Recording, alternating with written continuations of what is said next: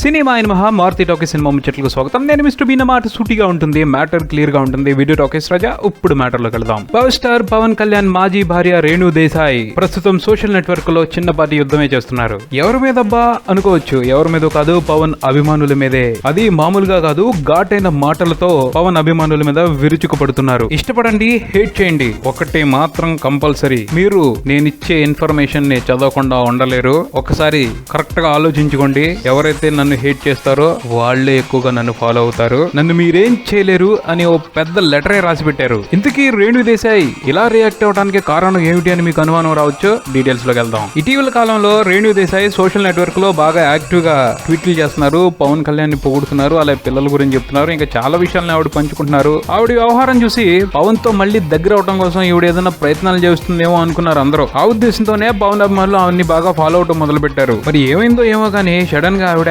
పవన్ మీద విమర్శలు గుప్పించడం మొదలుపెట్టింది. భార్యని పిల్లల్ని వదిలేసి వేరే పెళ్లి చూసుకుని పిల్లని కన్నాడని, 5 ఏళ్లుగా పిల్లల్ని తానే సాకుతున్నానని, తనకంటే పిల్లలపై హక్కున్న వాళ్ళు ఇంకెవరూ లేరని రకరకాల స్టేట్మెంట్లు ఇచ్చేస్తుంది. అంతేకాకుండా సినిమా షూటింగులతో పరిచయం లేని వాళ్ళకి సాయం చేసుకుంటూ సంఘ సేవాని కాలక్షేపం చేసే తండ్రికి పిల్లల్ని చూసుకునే టైం ఎక్కడుంటుంది వంటి సెటైర్లను కూడా గట్టిగానే పేల్చింది. మరి ఇలాంటి మాటలు విని పవన్ కళ్యాణ్ అభిమానులు ఊరుకుంటారా? ఆవిడ మీద పెద్ద అటాక్ మొదలు పెట్టారు. రేణు దేశాయ్ కూడా ఏమీ వెనక తగ్గకుండా ఆ అటాక్ కి ప్రతిదాడి మొదలు పెట్టింది. దాంతో ఈ న్యూస్ పెద్ద న్యూసెన్స్ అయిపోయింది. రేణు దేశాయ్ కి పవన్ విషయంగా బాధ ఉండొచ్చు, ఎవరు కాదనరు. కానీ ఆ బాధను పబ్లిక్ గా పంచుకుని పవన్ కళ్యాణ్ పొరువుని దిగజార్చడం ఎంతవరకు కరెక్ట్? ఇద్దరి మధ్యన చాలా మనస్పర్ధలు ఉండొచ్చు, వాటికి బోల్డ్ అని కారణాలు ఉండొచ్చు. వాటిని బజార్న పడేసుకుంటే మనశ్శాంతి లభిస్తుందా, లేకపోతే సొల్యూషన్ ఏమైనా వస్తుందా? నలుగురు 4 రకాలుగా మాట్లాడుకోవడం తప్పించి ఒరిగేదేమీ ఉండదు. సన్నిహితులతోనో బంధువులతోనో పంచుకుంటే బాధ తగ్గుద్ది, అంతేగాని వీధులు పడేసుకుంటే ఉన్న మనశ్శాంతి కూడా దూరం అవుద్ది. కాబట్టి